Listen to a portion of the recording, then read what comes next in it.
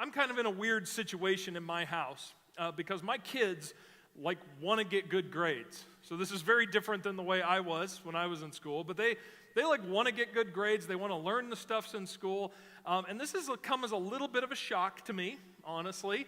When I first, when the kids were younger, I would push them a little bit, make sure you get good grades, make sure you get good grades. Well, now the culture in our house is all of them, they want to learn the stuff and they want to get good grades, but it's put me in kind of an awkward situation because every once in a while I'm like, hey, you guys should skip Friday or skip Thursday and Friday, and we'll go to the Great Wolf Lodge and you can just blow off school and we'll have some fun. And they're like, oh, no, we can't do that. I'm like, what? And we're like, no, we don't want to miss an assignment. I got this test coming up, and no, we can't miss any school. And I'm like, come on, this is not communist China. You gotta skip school every once in a while. And they're like, no, we can't do that, which puts me in the position of responding by saying what? Nerd. But Dad, nerd. But Dad, no, come on, school's important.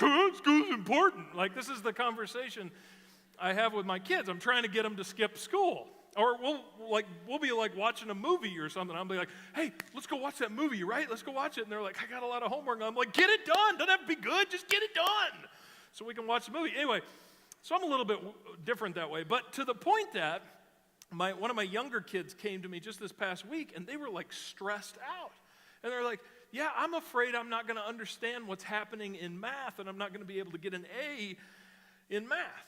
So here's the conversation I have with my kids when they're stressed out about something like that. I sit down with them, and I say to them, probably what a lot of parents don't say, but I sit down with them and I say, hey, you know what? This is not going to matter 100 years from now. When I get stressed out about stuff, I just want you to know, son, when I get obsessed with something that's right in front of me, it's so immediate and it's stressing me out, I just think, is this going to be important 100 years from now? I mean, when I am dead and gone, when I'm worm dirt, is it going to matter when I'm standing in heaven? And if you've been coming very long, you know one of the things I do with my kids is I remind them over and over again, they're going to die. They're going to die. You should start prepping for that right now. Forget about your career path. Forget about retirement. You are going to die, guaranteed. I can't even promise you're going to make it to retirement, okay? But you should start prepping for your death immediately. So I tell them that, and I tell them, and what I told them this week is not only is it not going to matter 100 years from now, it's probably not even going to matter 10 years from now, because 10 years from now, you're not going to need to know how to multiply fractions. Never multiplied a fraction in my life, in and out of school, and if you ever need to multiply a fraction, there's this beautiful thing called Google. Just Google it. Anyway, so that's kind of the perspective. And what I try to do with my kids is I appreciate the fact that you're working hard and you want to get good grades and stuff like that, but come on, just step back, unplug, and focus on what really matters. And when you do that, even if it's just brief, when you focus on what really matters, it gives you an entirely different perspective to life. If you want to have a growing relationship with God, you want your faith to be better tomorrow than it is today, you have to. This is a must. It's essential. You have to build into your life regular times where you unplug and focus completely on what matters.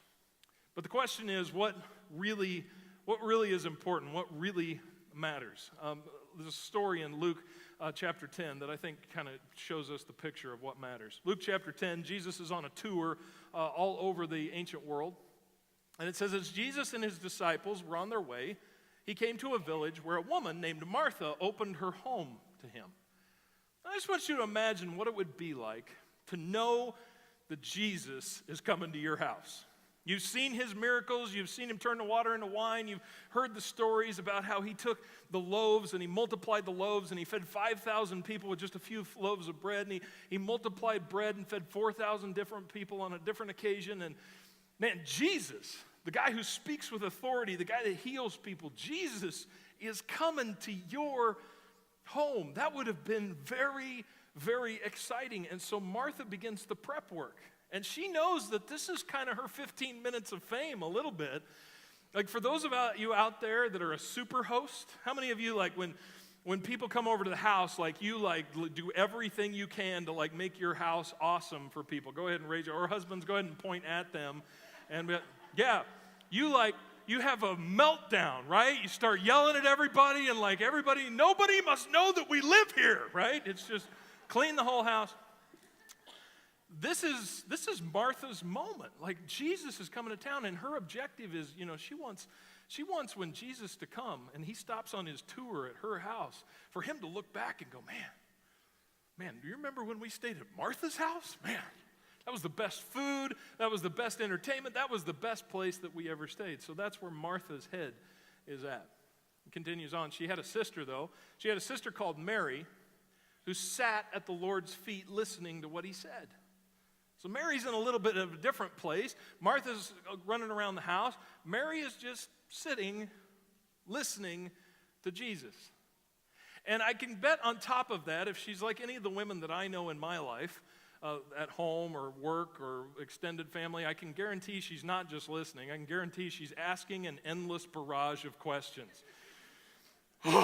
And Jesus actually knows the answer to the questions, so it was easy for him. So she's asking him questions, she's listening to Jesus, but Martha was, say it with me, distracted. Jesus was in her home and she was distracted by all the preparations that had to be made. She's worried about making that table setting that she found on Pinterest look just like, it's like roasting the lamb. You got to stuff the orange stuff, the cheese, and the celery. I mean, she's doing everything. She came to him and asked, Lord, don't you care that my sister has left me to do the work by myself? Tell her to help me. Now listen, in this moment, you can kind of see the moral of this story. Even if this is the first time you've ever heard it, you can hear the moral of the story, and on top of that, can't you just write yourself in here? Can't you just write yourself into this story? And maybe it's not house preparations, or maybe it's not hosting, maybe it's something else, but you are so focused on what's right in front of you that has become your world. Your distraction has become your purpose. Your distraction has become your purpose. In fact, Martha was so convinced that prepping the house was her purpose that she walked right up to Jesus, the Son of God, and she said, would you tell Mary to get off her butt and help me? That's how convinced she was that this is exactly what she should be doing. And this is what Jesus said, Martha, Martha, the Lord answered, you are worried and upset about many things, but few things are needed. What's he mean by that? Few things are needed. I think what he's saying is, for those of you out there who are super hosts, this is what your husband tells you every time somebody comes over. It doesn't have to be a big production, honey. We don't need to vacuum underneath the couch cushion. Do you really think they're going to flip our couch cushions over? We don't have to. Who cares what their favorite salad is? You don't have to make their favorite salad, right? It's the same thing your husband tells you every time. Just relax. Doesn't have to be a big production. That's what Jesus says. Listen, Martha, there's only a few things that are needed. No big deal. And then he says, or indeed, only one. What does he mean by that? Well, he could mean, like, they're only there to eat, right? All they need is bread. Jesus could be saying, hey, there's really nothing needed. I mean, just give us a loaf of bread and we're good. And then we can talk. But I think what he means is, Martha, the only thing that is needed is you. I'm here right now. You don't understand this, but this is an opportunity that people are not going to get, and I am here right now, and the only thing that's needed is just you here with me now. Mary has chosen what is better, and I will not be taken away from her. Jesus says, no. This is what Mary is doing, and this is what you should be doing. I want to ask you a question. I want you to think about this. How many encounters with God, or how many opportunities have you had to sit at the feet of Jesus and that you've missed? How many encounters with God have you missed? Now listen, that's not a guilt question. That's like, how many times did you miss an opportunity to pray this week? I don't mean that like a guilt thing. I just mean mathematically. How many times do you think? How many times over the past week, past month, past year have you been so laser focused on the distraction and you've been so focused on a distraction that it has become your purpose, how many times have you been so focused on that distraction that you missed an opportunity to just sit at the feet of Jesus Christ, to learn from him, to listen from him, to worship him, and just to simply cast all of your cares and worries and burdens on him and find direction from him? How many times do you think you've missed that opportunity? The thing about it is, when we unplug, what we realize is it looks a lot like this. When we unplug and we step back, we find out that our unplugging is a lot like this. We think that, man, we got to stay plugged in, and we got to work hard, and we got to get things done, and we got to move. And don't get me wrong, I like hard work. I think God likes hard work. He wants you to do things, right? He doesn't want the last thing you should hear from this message is go home and sit on your butt all day. That's not what I'm saying. If you don't have a job, go get a job. I hear Tim Hortons is hiring. But what we find is when we unplug or we build into our life this thing that we think is so important, here's what happens. We unplug and we're like, ugh. And we realize, oh, no big deal, because we were only plugged into ourselves anyway. There was no power there. The power didn't go off. The lights didn't go off. Really, what sustains us isn't really what sustains us. When we find ways to unplug, we find that what sustains us isn't really what sustains us. Here's what Jesus said to his disciples. I love this picture in John chapter 4. In John chapter 4, Jesus is traveling with his disciples from Judea to Samaria. Now, that was about a 20-mile hike, and that would be long, because remember, they're not wearing Air Jordans. They don't have new running shoes or anything. They literally have a piece of leather strapped to their foot. They're walking on these hard, dusty roads. It's a long journey, 20 miles. Probably took them 5 to 6 hours. But on top of that, Judea sat at like 1,000 foot below sea level. It was very low. And Samaria sat at like 2,000 feet above sea level. So not only did they travel 20 miles, but they basically went uphill the entire way. By the time they got to the end of the journey, they were exhausted, they were dirty, and they were tired, and the disciples are like what I'm like, and probably what most of you are like. Hey, we made it, let's eat, right?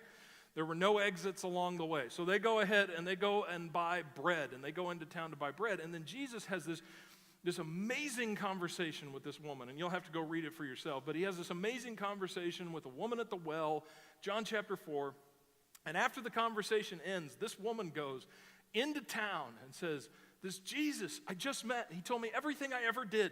He's a prophet, and you got to listen to him. This amazing story happens while the disciples are getting bread.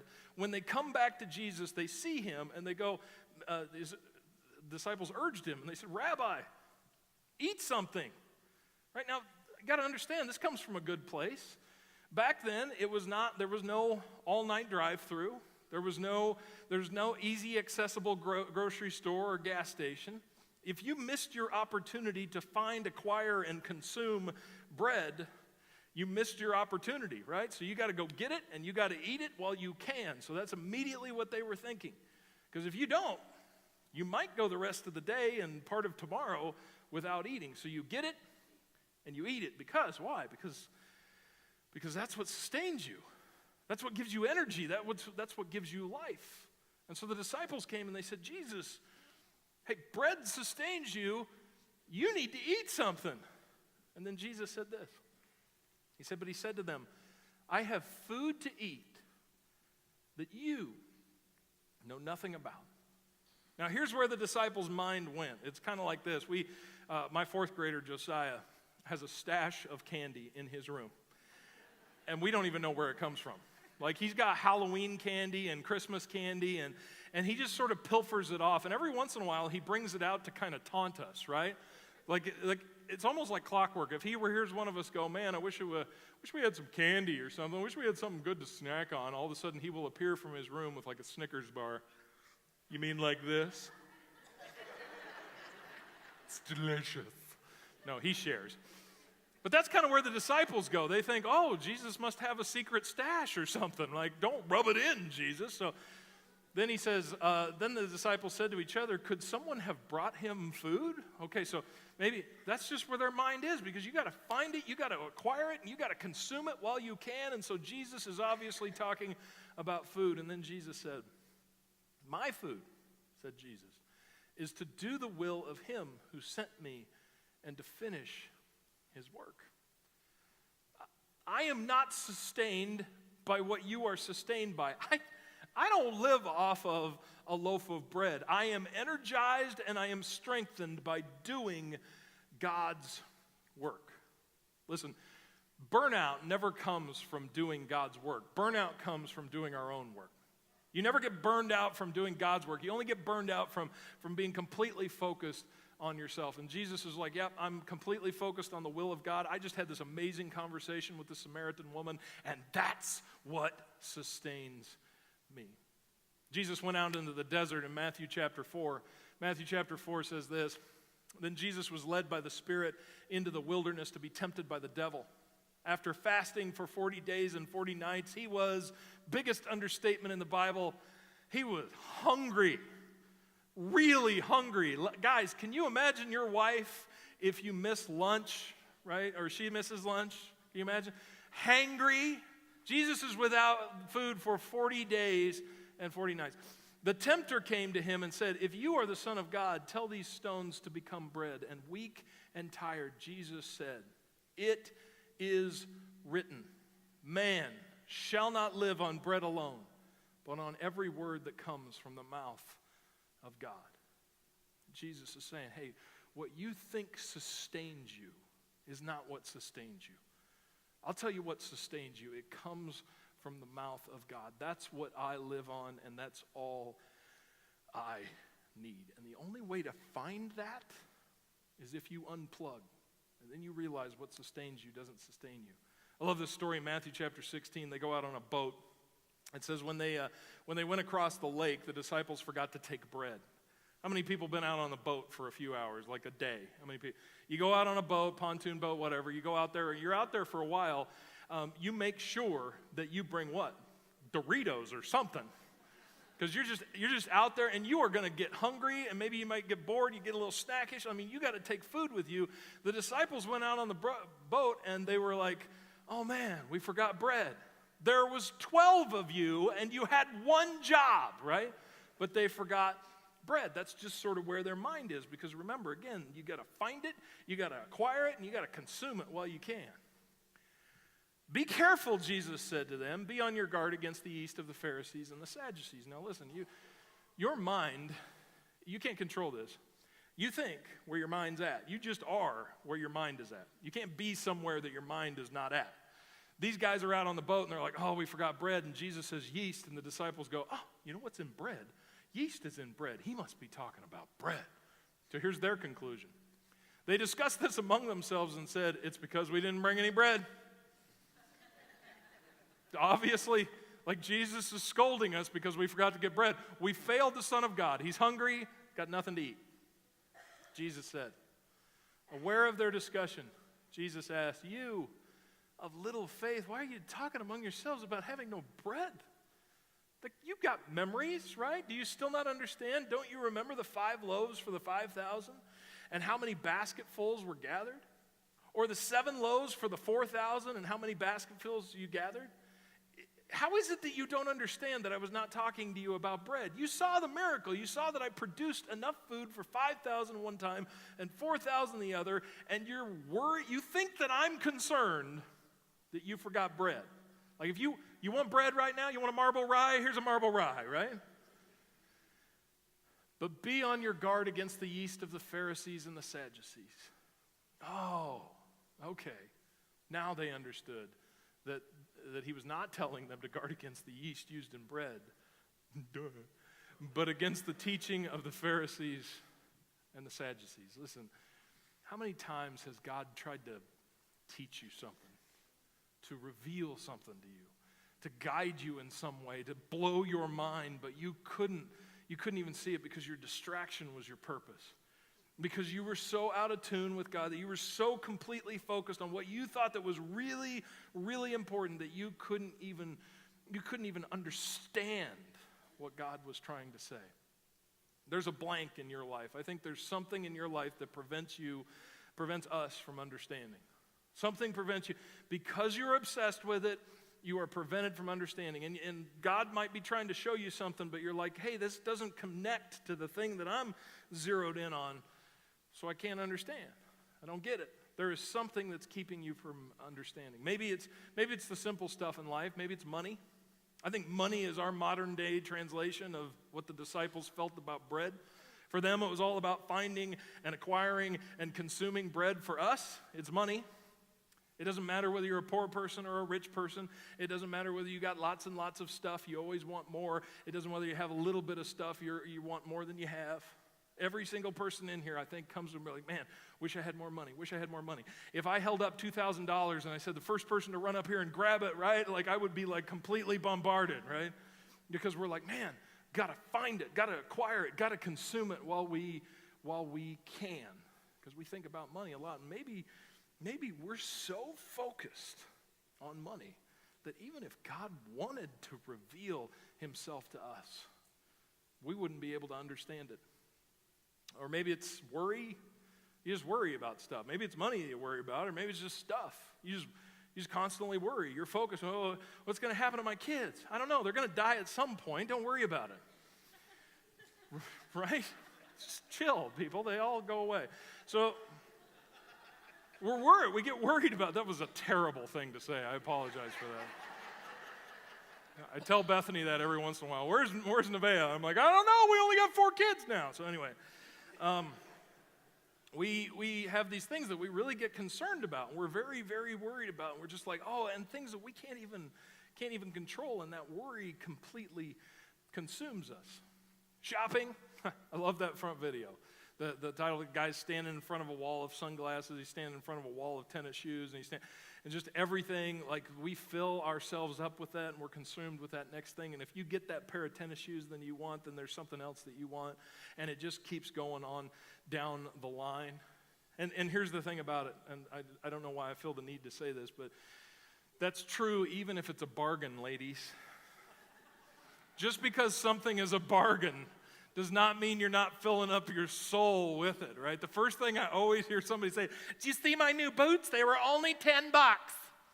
Doesn't mean you're not filling up your soul with it just because it's cheap crap, okay? Shopping is something that we do, to fill us up. It's not just ladies, sometimes it's guys. Work, like you might look at it and go, oh yeah, like work though. Work's important. You got to go to work. Yeah, you got to go to work. Definitely. If you don't have a job, Tim Hortons is hiring. Go get a job, right?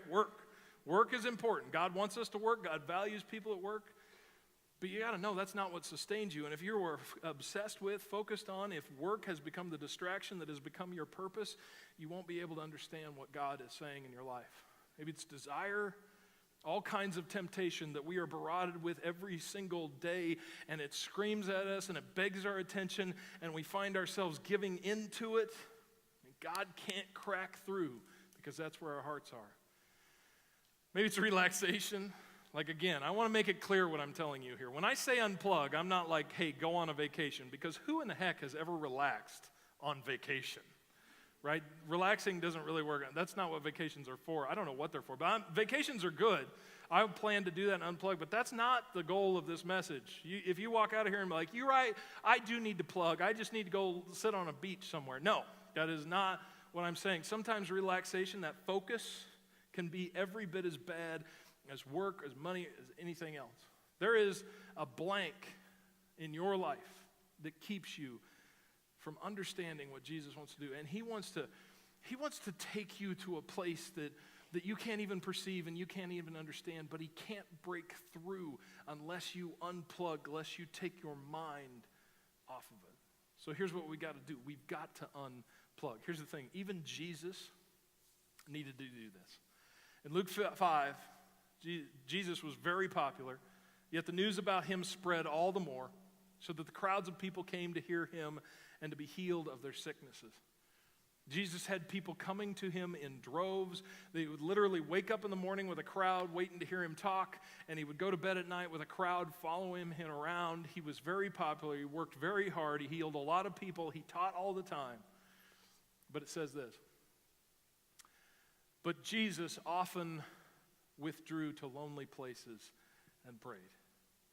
But Jesus would often go away to lonely places. That's written a little funny. What's a lonely place? Like the Heartbreak Hotel? What's the Thanks, I'm here all week. Anyway, what is a lonely place?